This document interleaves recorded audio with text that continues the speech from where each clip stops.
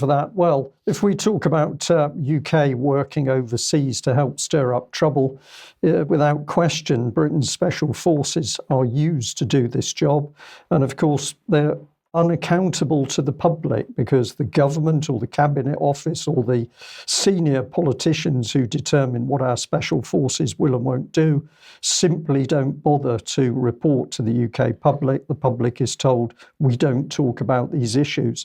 So I've got some concerns coming up about who's heading for the top of the army, but let's just think of it in this terms, that Radakin became the boss of the Tri-Services in UK with minimal experience in the Navy alone.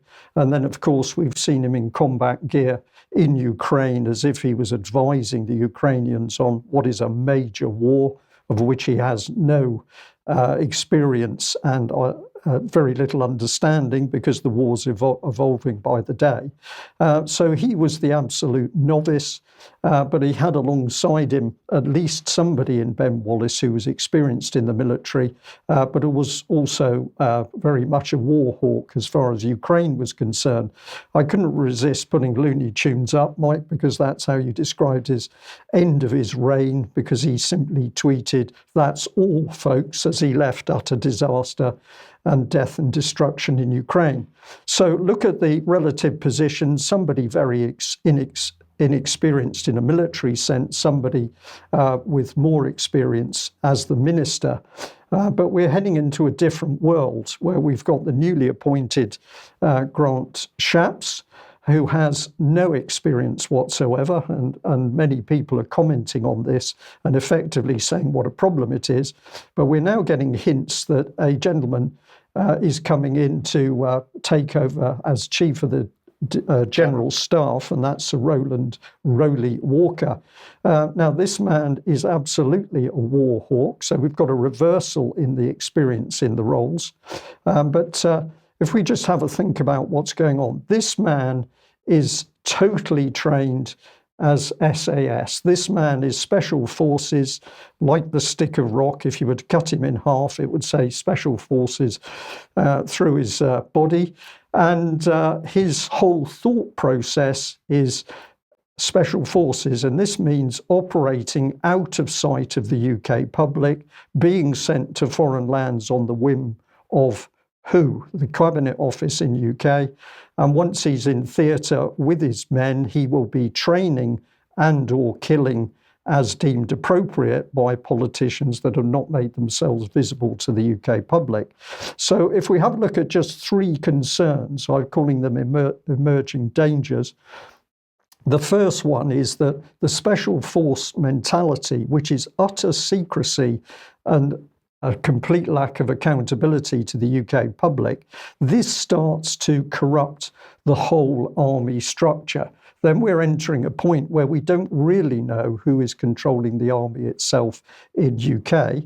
I'm going to put in number two that the army is reshaped to become a proxy war trainer over and above its national defence role. And why do I point to this? Because, of course, in any overseas trouble spot, it will be the special forces who are invariably sent to do the initial training to train relatively untrained locals how to kill as effectively as possible. And what I now sense is that the British Army is effectively just going to become the proxy war trainer, but the whole flavour of that training is going to be the secretive nature of UK Special Forces, and Rowley Walker is going to be just the man to put this into force. And if we bring in number three here, that politicians, I can't say who because nobody ever knows who actually brings special forces into any particular area of the world. Politicians, maybe it's the Cabinet Office, we simply don't know. But what are we going to see? Are we going to see the British Army used as a covert contract arm of special forces? When the special forces drive wants to do something, they're simply going to use other units in the British Army to fulfill their agenda. I'll throw this back to you, Vanessa, because of course, in every major trouble spot, including Libya and Syria, special forces have been on the ground absolutely stirring the pot. Yeah, absolutely. There was a special forces soldier airlifted out of Syria in, I think it was 2020, after he was injured by an IED when he was training terrorists to lay the IEDs. And we had the recent video of the British Special Forces guy training the Free Syrian Army derivatives in Al Tanf, the US military base. So, they have been present in all of these war theatres from the very beginning. But you're right, this is a worrying trend. Are we heading more towards this kind of proxy war complex? And is that what is now intended going forward? Certainly, we're seeing global escalation on a scale we've not seen before. Yeah, thank you for that. Well,